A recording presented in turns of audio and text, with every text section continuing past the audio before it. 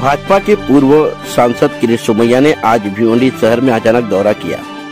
दरअसल आपको बता दें कि भिवंडी के स्वर्गीय इंदिरा गांधी अस्पताल से भिवंडी जहांपुर शहर महानगर पालिका के जन्म मृत्यु दाखिला के कार्यालय पहुंचे, जहां आपको बता दें कि किरीट सोमैया ने एक बात का खुलासा किया कि 957 दस्तावेज जो है जन्म मृत्यु दाखिले के वो गैर कानूनी तौर पर बनाए गए हैं। इस तरह की जानकारी किरीट सोमैया ने पत्रकारों को दी।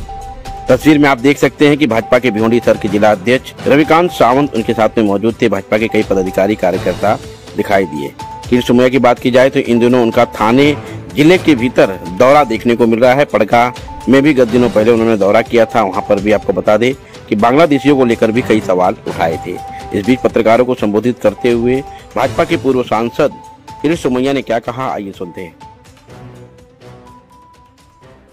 तो महाराष्ट्रात विलंबित उशिरा जन्म प्रमाणपत्र घोटाळा झाला आहे। त्यात 957 जन्म प्रमाणपत्र हे बेकायदेशीररित्या देण्यात आले, हे आज सिद्ध झालं आहे। मालेगाव महापालिका, तहसीलदार तसेच इंदिरा गांधी हॉस्पिटल आणि पुणे त्याच पद्धतीने जे हेल्थ डिपार्टमेंटचे ऑफिसर या सगळ्यांमध्ये आता सारांश असं निघाला की तो अधिकार नसताना 950 जे जन्म प्रमाणपत्र देण्यात आले त्याची चौकशी भिवंडी महानगरपालिकेच्या माध्यमातून हे 950 जन्म प्रमाणपत्र या 2 ठिकाणाहून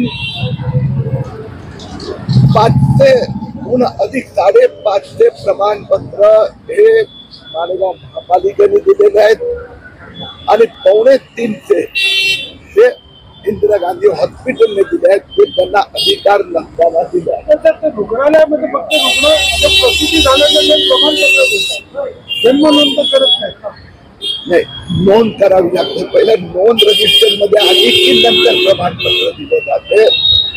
तर 1 वर्ष वयापर्यंत त्यांना अधिकार आहे, फक्त 21 दिवसाचा, पण यात 1 वर्षापेक्षा अधिकांना दिले गेले। आता त्यांचं वय काय आहे, कुठे आहे, तो इथला होता कुठला होता, अधिकार फक्त न्यायालयाला आहे। या दोघांनी तुम्ही तक्रार केली का? आज आम्ही आता पोलीस स्टेशनला तक्रार केली, सगळे पुरावे दिले आहेत। पोलीस त्यांची चौकशी करणार, प्राथमिक चौकशी झाल्यावर मग पोलीस पुढची कारवाई ठरवणार। सर, बांगलादेशी भिवंडी शहरात बऱ्याच प्रमाणात पकडले जातात। आपण नेहमीच बांगलादेशीच्या कागदपत्रांची तपासणी करत आलात, परंतु भिवंडी शहरात सुद्धा असे असंख्य बांगलादेशी पकडले जातात, अजूनही मोठ्या प्रमाणात राहत असतील। नक्की त्यांच्यावरती कारवाई भिवंडी शहरात होणार?